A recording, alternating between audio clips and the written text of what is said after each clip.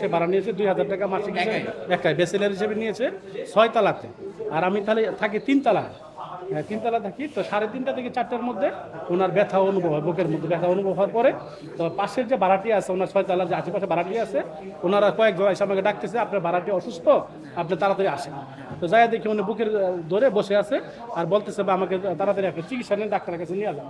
তখন আমার নিজস্ব গাড়ি দ্বারা আমি 4টার মধ্যে আমি 4টার মধ্যে দ্রুত আর কি 5 মিনিটের মধ্যে বেরিয়ে গেছি।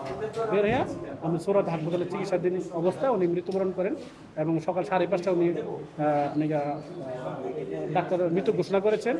এখন আমি তো ওনার কাছে কোনো আমার ঠিকানা নাই, অ্যাড্রেস নাই বা ওনার কোনো পরিবারের ফোন নাম্বার নেই আমাকে। উনি যেহেতু আমার কাছে আইডি কার্ড ছিল, আইডি কার্ড অনুযায়ী আমি তার পলাশে চলে গেছি গ্রামে নরসিংদী। আমি নিজেই গেছি, আমি নিজে আমার নিজস্ব গাড়ি নিয়ে আমি চলে গেছি। আপনি ওখান থেকে তারা আত্মীয়দেরকে নেমে নিয়ে এখন হাজির হয়েছে লাশ গ্রহণ করার জন্য। এখন পর্যন্ত কি শুনলেন? এখন ওই সুরতল হয়েছে, এখন পোস্টমর্টম হলে আমাদের লাশটাকে আমরা ওই পলাশে নিয়ে যাবো।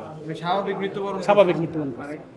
আপনি তো সবশেষ দেখছিলেন অবস্থা, মানে কোনো অস্বাভাবিক? না না না, ওনার স্বাভাবিক ছিল না। আসলে ওনার সাথে আমার একটা মোটামুটি অল্প কয়েকদিন একটা ভালো সম্পর্ক হয়ে গেছিল আর কি। আমি তাকে ঈদের মধ্যে যেহেতু আমার বাসায় ছিল, আমি নিজে কুরবানি দিচ্ছি ওনাকে, আমার ঈদ উপলক্ষে আমি বিভিন্ন জায়গায় ওনাকে বেড়াইতে নিয়ে গেছি। ওনার কেমন দেখছেন ব্যক্তি? না আপনার কাছে মানে উনি অনেক আলোচিত একটা মানুষ। জি আমার কাছে উনি কেমন? জি আমার কাছে উনি ভালো ছিল।